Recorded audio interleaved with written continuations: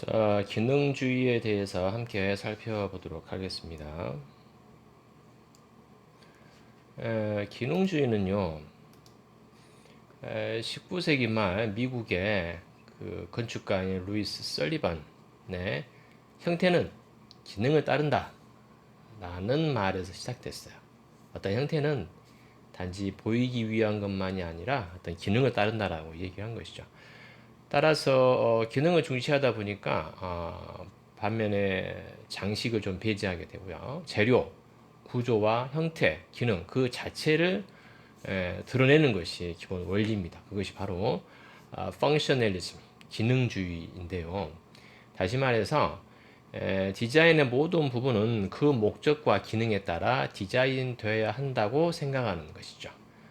이러한 기능주의는 19세기 말부터 시작해서 20세기의 반장식론, 직물주의, 기하학적 기능주의, 유기적 기능주의, 신기능주의, 변증법적 기능주의 등으로 이렇게 발전을 하게 됩니다. 20세기 이제 근대에 들어와서 그렇게 나타나는 거죠. 20세기에 들어 공업의 발달 그리고 합리적 사고의 일반화로 기능주의가 좀 강화되는데요. 따라서 기능주의 디자인은 1920년대하고 30년대에 아주 크게 유행합니다. 그런데 이제 이게 기능주의를 하다 보니까 장식이 배제되고 그다음에 인터내셔널리즘 국제주의 양식에서 획일적인 거야. 단조롭고 그다음에 딱 정해져서 틀이. 예. 그래서 이제 안 예쁜 거야. 미적 가치가 좀 결핍된다. 그다음에 국제주의 미국이나 유럽이 다 비슷한 거예요. 그러니까 어때요? 그 지역성이 떨어지는 거다. 거기에 대한 비판이 일어납니다.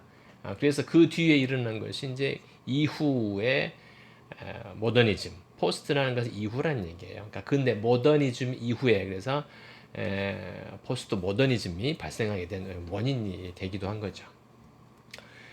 기능주의는요, 근대적 사고, 매우 밀접한 관련이 있지만, 전적으로는, 근대적 개념만 아닙니다. 다시 말해서, 어떤 그 특징적인 건축물이라도 미적 측면은 기능성을 만족하게 하는 과정에서 나타난다는 것이죠. 예를 들어서, 중세 초기에 군사용 건축, 그리고 고딕식 교회, 이런 것은 19세기 공업용, 상업용 건물 등의 기능주의 양식을 나타낸다라고 그렇게 말할 수 있는 겁니다.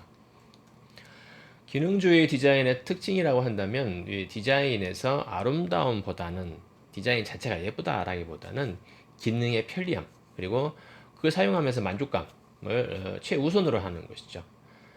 건물이나 가구 등의 디자인은 기능적 요구를 충족시켜야 하고 또 구조와 재료 및 그 목적은 명백해야 한다. 신비적 효과, 예쁜 효과는 어떤 비례 체계와 마감, 뭐로 마감했냐에서 나오는 것으로 장식적인 효과만 있는 요소는 배제해 버리는 거야. 그러니까 기능이 없는 단지 뭐 그 예쁘게 하기 위해서 뭔가 데코레이션 하는 것은 이제 배제한다라고 생각하시면 되겠습니다. 대표적 작가로 미스 반데로에를 들 수 있는데요. 이분은 독일의 아헨에서 태어났어요. 네, 아버지가 이제 석재 시공을 운영했는데 그때 이제 스투코라고 하는데요. 석고 종류 치장 벽돌이에요. 네, 그걸 다뤘던 시공회사인데 이 사람은 이제 아버지가 그런 일을 하니까 제도실에서 보고 이제 건축을 공부를 했죠. 1905년에 당시에 저명한 가구 디자이너이며 건축가인 브루노 파울 밑에서 이제 공부를 하고요. 또 당시 이제 유리와 철의 미를 창시한 근대 건축의 거장이라고 불리는 미스 반데로의 단순한 형태, 또 시각적 조화, 비례, 흐르는 공간, 유니버셜 공간, 수직적 수평적 확장성 등 그의 작품에서 이를 잘 드러내고 있습니다. 특히 이제 미스 반데로에 하면 떠오르는 문구가 있는데 less is more 적을수록 좋다. 그만큼 장식을 배제하고 아주 심플하고 꼭 필요한 요소만 보여주는 것이 또 특징 중 하나입니다. 자, 미스 반데올로의 건축 요소별 특징이라고 여러분 교재가 이렇게 정리가 돼 있어서 소개를 시켜주는 드리는데요. 자, 기둥. 원래는 그 기둥이 원형이나 십자형 뭐 이런 단면 기둥이었는데 지금 현대의 철골조에서 쓰고 있는 H형광, I형광 이것을 기둥을 사용하기 시작합니다. 미스가 또 지붕은 그 그 자체가 하부의 평면 구성이나 벽체와 기둥들에 의해 제약을 받거나 기능적 관련성을 갖지 않는다. 그러니까 이제 벽체하고 이렇게 좀 독립된 이런 느낌이 있어요. 그렇죠? 이렇게 모든 기둥이 하중을 이렇게 지붕 하중을 받치는 이런 형태가 약간 벗어난다는 얘기죠.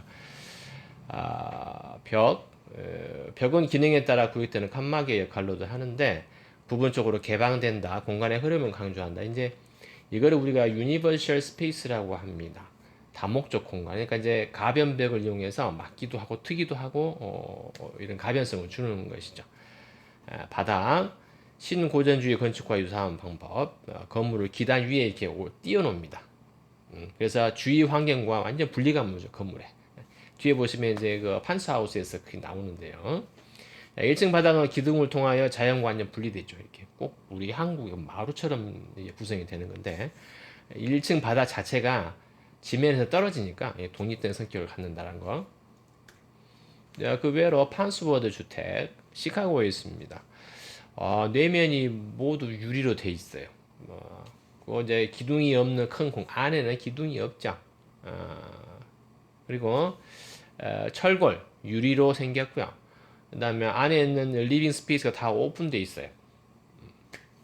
근데 이제 얘가 이제 그 강가에 있는데 홍수가 지면 잠깁니다. 그래서 그 홍수가 질 걸 생각해서 바닥에서 띄어서 이렇게 우리 한국의 전통 건축은 누마루처럼 이렇게 띄어놓은 거예요.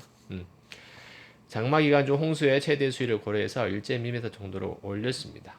그래서 이제 그 뒤로 이제 홍수 피해를 많이 났는데 넘지는 않았는데요. 이렇게 바닥까지 침수되는 일도 있었다고 합니다.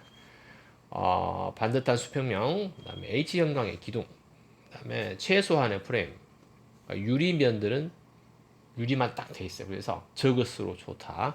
Less is more라는 미스의 사상이 잘 반영되어 있다라고 이렇게 평가를 하고 있습니다. 판스원스 하우스의 지금 이 전경 사진이죠. 바닥에서 떨어져 있고요. 그다음에 이렇게 보면 아주 절제되죠. 필요한 만큼 기둥하고 평지붕, 바닥 데크 이게 RGB입니다. 떨어져 있고요. 나머지는 유리로만 다 되어 있습니다. 그 막힌 공간이었고요. 오픈 스페이스로 다 유니버셜 공간처럼 된 곳이죠. 3, 4원으로 보면요. 이렇게 구성이 되어 있고요. 이 바로 옆에가 이 강이에요. 강이 범람하면 여기까지 이제 물이 차 오르는 거죠. 그럼 앞에 데크까지는 이렇게 물에 잠깁니다. 거의. 자, 데크에 올라서면 이제 실내 공간으로 진입할 수 있는 문이 나 있고요. 자, 내부 홈 리빙룸입니다. 터져 있죠. 그리고 들어가는 게 있고요. 뒤에 있는 이가 키친이에요. 뒤쪽에 주방 공간이죠. 뺑 둘러서.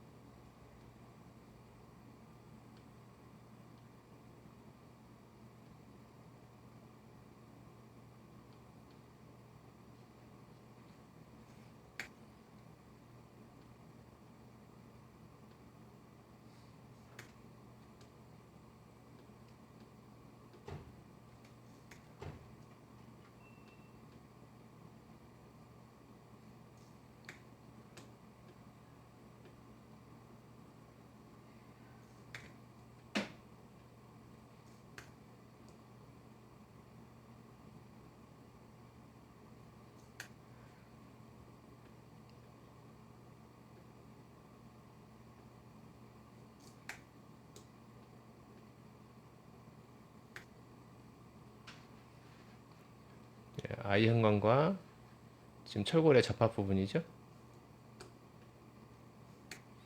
자, 현관 리셉션 안에 오픈 플랜 식탁에서 바라본 모습 동측 거실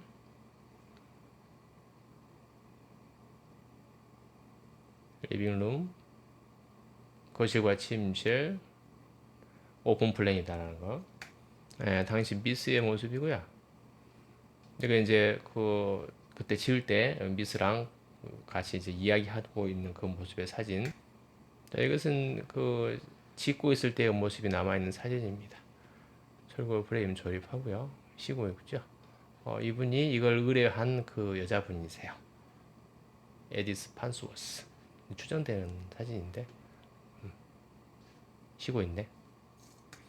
자, 그 다음 사례는 바르셀로나 파빌리온입니다. 이것은 트레버틴이라고 하면은 그 일종의 저 수성암인데 약간 좀 구멍이 좀 많이 난 수성암의 일종인데 녹색의 대리석, 그 다음에 오닉스, 투명 유리, 녹색 착색 유리, 유백 유리로 구성된 8개 공간이 서로 연결되어 있습니다. 가는 금속 기둥에 얹은 장방형의 넓은 지붕 아래 한 면은 실내, 한 면은 외부로 이렇게 전개가 되어 있어요. 그래서 실내 공간을 폐쇄하는 것이 아니라 필요에 따라서 막기도 하고 또 적당히 강조를 주는 역할을 하고 공간의 형태는 매우 단순하게 구성되어 있습니다. 파빌리온의 모습이네요.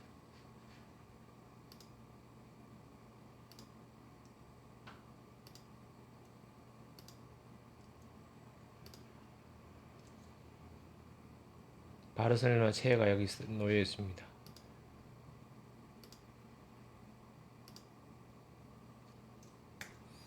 여기 좀 트레버튼이란 거요. 다음에 녹색의 대리석.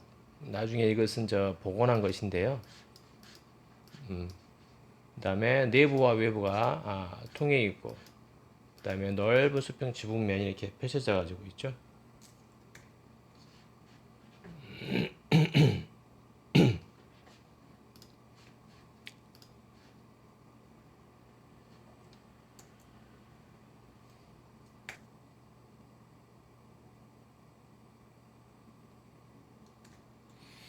자, 바르셀로나 의자 파빌리온에서 봤죠. 이것은 산업 전시를 위한 독일관을 설계하는데 그곳에서 크롬으로 도금한 철판을 이렇게 틀을 만드는 거야. 그래서 이와 같은 바르셀로나 의자를 만들었고 이것은 모더니즘 미학 원칙을 따르고 있지만은 다리 부분 X자, 중세임의 의자에서 나왔던 형태입니다. 이 미스는 기존의 가구 디자인과 다른 시도를 해서 새로운 디자인을 만들었고요. 전통적인 재료를 사용해서 손으로 만들었다고 하죠. 여러분 교재에는 나오지 않았는데요. 시그렌 빌딩이 굉장히 유명해요. Less is more. 필요한 만큼 한 거예요. 이게 시그렌 빌딩인데요. 이거예요. 장식이 아무것도 없어요. 그냥 박스로만 쫙 해가지고 필요한 만큼만 딱 있습니다. 자, 당시에 이 비싼 땅에요. 이만큼의 오픈 플레이스를 내놨어요. 대단한 아주 파격적인 거였는데, 그리고 깔끔하게 높게 고층 빌딩을 했죠. 철골 커튼홀 구조로 된 것입니다.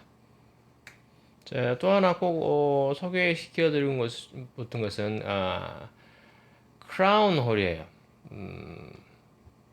자, 미스가 설계한 크라운 홀 보면 철골로만 돼 있죠. 그리고 여기서 특이한 것은 지붕 하중을 요 위에 있는 위쪽으로 돌출된 철골 보가 잡아주고 있는 거예요. 꼭그 우리 현수다리처럼 이렇게 돼 있다는 것이 굉장히 특징이죠.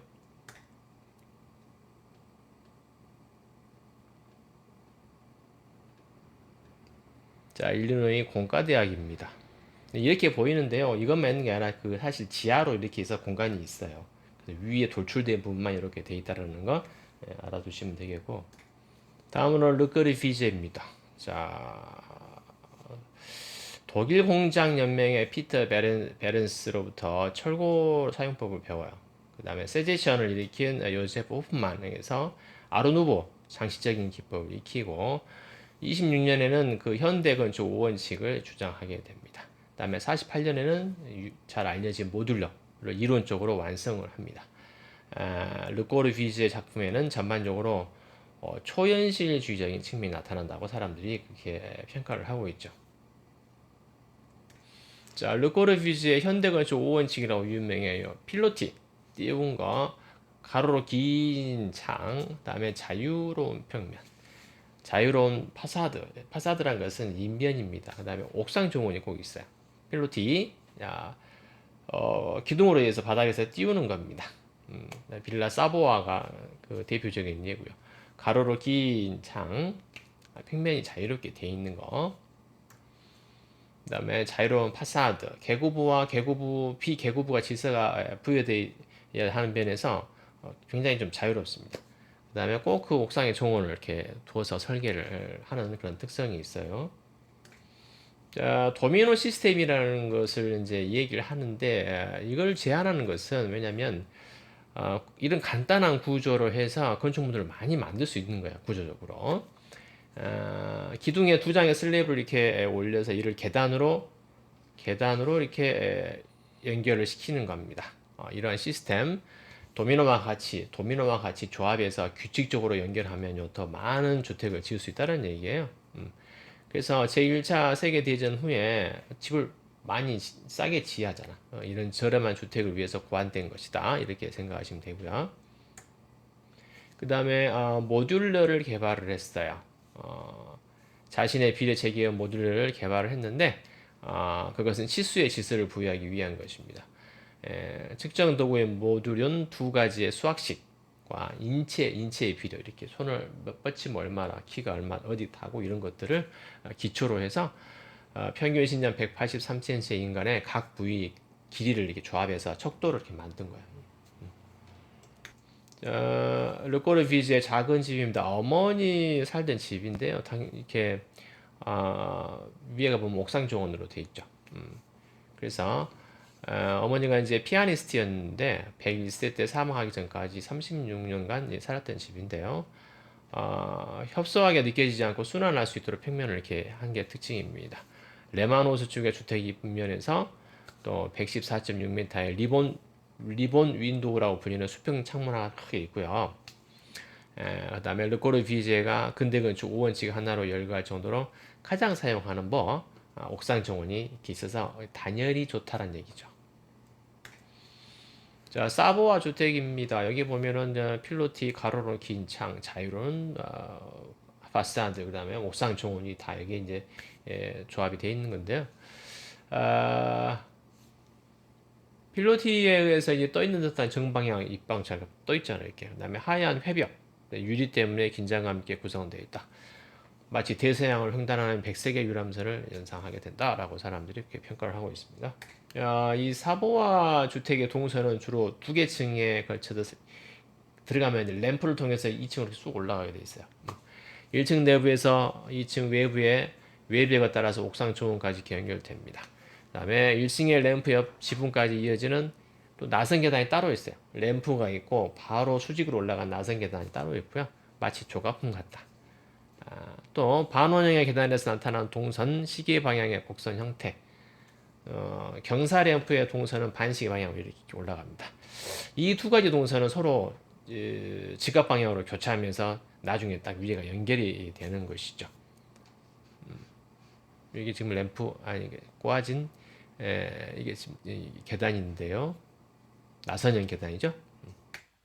자, 빌라 사부아 주택에 대한 내용을 같이 보시면요. 북측 파사드, 가로로 긴 창, 필로티 보이시죠? 밑에 여기 부분은 자동차가 이렇게까지 진입을 할 수 있도록 지금 만들어진 건데요. 여기 북측 위에서 지금 이렇게 내다볼 수 있도록 되어 있는 것입니다. 북서쪽 층. 자, 1층 평면을 보면은요, 차가 이렇게 해가지고 앞에서 라운드 돼 있죠. 이렇게 돌아요. 드라이브 웨이라고 돼 차량 동선 이렇게 생겼고, 여기 현관에서 주인이 내립니다. 엔트런스 홀이죠. 주인 내려주고 차가 이렇게 돌아서 기사가 여기다가 거라지에다 파킹을 하고요. 여기 보면 이제 드라이버스 룸이라고 기사실이 따로 있어요. 화장실하고 이 공간이 따로 있습니다. 기사가 사용하는 공간. 그리고 이쪽 면은 이제 주인이 쓰는 공간이죠. 라운드리 룸. 이렇게 돼 있고요. 여기가 이제 램프 계단이 2층으로 올라가게 돼 있고요. 그 다음에 나선 계단, 직선으로 올라가는 나선 계단이 왼편에 구성이 되어 있습니다. 자, 3차원으로 보면 동쪽으로 얘가 이렇게 차가 와서 앞에서 이렇게 회전해서 돌게 돼 있는 거죠. 차가 북쪽에서 들어와서 여기다가 주인을 내려주고 나서 주차장에다 파킹하도록 동선이 이렇게 구성이 되어 있다는 거. 여기 이제 차고 문이 이렇게 보이고요. 이쪽은 이제 북쪽 현관입니다. 엔트런스. 자, 안으로 들어가면 이게 2층으로 올라가는 램프가 있고요. 직선으로 올라간 나선 계단이 왼편에 이렇게 자리하고 있는 거 사진으로 보이시죠? 2층으로 이어지는 램프 계단입니다.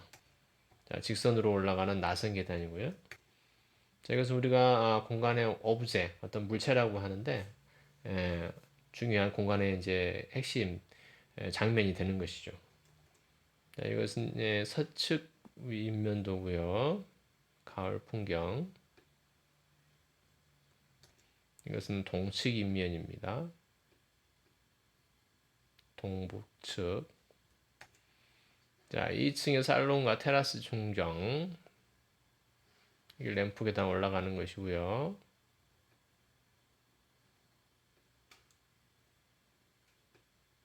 중정 테라스. 꼭 배 위에 올라와 있는 기분이죠. 자, 중정 위 옥상으로 올라오면 다음과 같은 광경이 펼쳐집니다. 옥상 정원이네요. 루프 가든. 자, 마지막으로 롱샹 성당입니다. 좀 높은 지대에 있고요.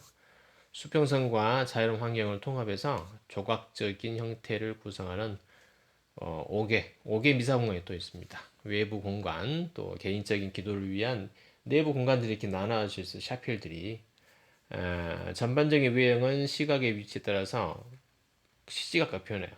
또 벽체의 두께가 아래쪽은 160, 위쪽은 35mm 깔때기처럼 이렇게 되어 있습니다. 거기에 창이 이렇게 나져 있고요. 큰 개구부가 불규칙적으로 나여 있습니다.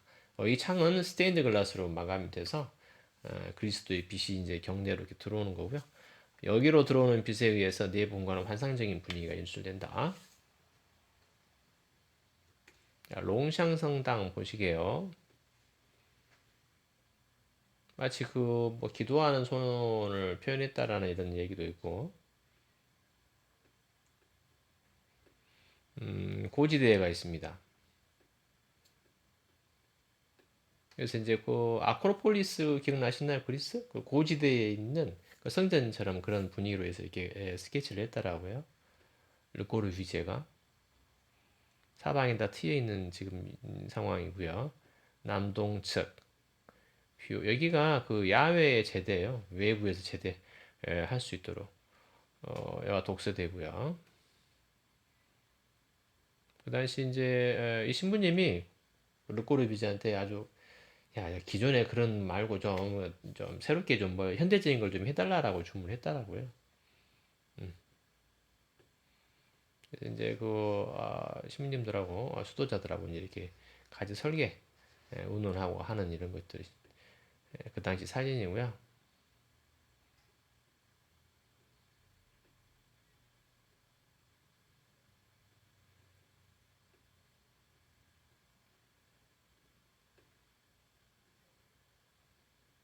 종이 밑으로 내려왔어요. 보통 종이 종탑이 위에 이렇게 올라가 있는데 파격적으로 밑으로 지금 내려온 거죠. 평면을 보면 여기 경 네이브예요. 경 내부. 근데 이렇게 보면 그랜드 샤펠, 나이트 샤펠, 이브닝 샤펠이라고 되어 있죠. 6번 이브닝 샤펠. 그다음에 컨페셔널 이것은 고해소 보이는 것이고요. 그랜드 샤펠 큰 샤펠이 있고요. 이 뒤에 보면 외부 공간입니다. 외부 백콰이어 뒤쪽에 있는 콰이어라는 얘기죠. 여러 가지 구성이 되고 노트르담드라고 되어 있는데 다음과 같이 이쪽 뭘 야외 제대 얘가 이렇게 그 유리로 돼 있는 데가 뭐냐면요 얘가 성모님상이 얘가 있어요. 그러니까 안에서도 성모님이 보이고요 유리로 돼 있으니까 외부에서도 미사 볼 때 성모님이 보이는 거예요. 독서대 봉독대 빛이 신비하게 들어온다는 표현 코너 건물 단면을 보면 이렇게 깔때기처럼 이게 벽이 되어 있는 것이고요. 이거는 이제 지붕이 이렇게 오목하게 돼 있어 자연히 이 빗물이 이쪽으로 몰려서 떨어져요. 어, 기하학적 천연 분수라고 이렇게 표현을 하고 있는데 이렇게 천장이 이렇게 밑으로 누르고 있는 것을 탁 압도하고 있다라고 지금 하고요. 바닥에 구배가 졌다. 각종 창호, 지금 창호의 벽면입니다. 같이 생긴 게 하나도 없어요. 이와 같이 창이 구성이 되어 있고 스테인드 글라스로 되어 있죠. 당시 공사했을 때 모습이고요. 떨어지는 낙수 문, 여기 내부에서 비치는 들어오는 빛입니다. 멋지죠? 한쪽 스테인드 글라스에 대한 설명. 그 다음에 문, 이 문도 직접 르꼬르 비제가 만들었다고요. 회전문이죠. 이렇게 피봇 힌지로 해서 가운데 축을 해갖고 돌아가게 되어 있습니다.